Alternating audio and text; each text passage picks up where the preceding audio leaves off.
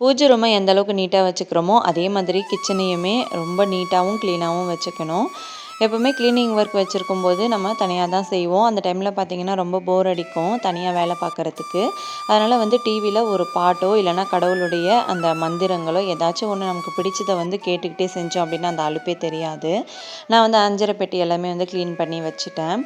எனக்கு வந்து counter top கொஞ்சம் காலியாக இருக்கணும். அதனால் வந்து நான் ஆப்போசிட்டில் தான் எல்லாமே வச்சுருக்கேன். உப்புலேருந்து எண்ணெய் எல்லாமே இங்கே தான் வச்சுருக்கேன். நான் வந்து பெரிய ஜாடியில் புளி வச்சுருக்கேன். அதுக்கப்புறமா வந்து ஒரு ஜாடியில் கல்லுப்பு, அதுக்கப்புறம் சால்ட் வச்சுருக்கேன். அடுத்து அஞ்சரை பெட்டி. ட்ரேயில் பார்த்தீங்கன்னா நான் எண்ணெய் தான் வச்சுருக்கேன். நான் எப்போவுமே ஒரே எண்ணெய் யூஸ் பண்ண மாட்டேன். கொஞ்சம் மாற்றி மாற்றி தான் யூஸ் பண்ணுவேன். அதுக்கப்புறமா பிளான்ட்ஸ் இருந்தால் கொஞ்சம் நல்லாயிருக்கும்ல. அதனால வந்து மணி பிளான்ட் இந்த மாதிரி வச்சுருக்கேன். மணி பிளான்ட்டை தவிர என்னால் வீட்டுக்குள்ளே வச்சு வேறு எதுவுமே வளர்க்க முடியல. எல்லா செடியுமே காஞ்சி தான் போகுது. வீடியோ பிடிச்சிருந்தால் லைக் பண்ணிவிடுங்க. நெக்ஸ்ட் வீடியோவில் பார்க்கலாம். தேங்க்யூ.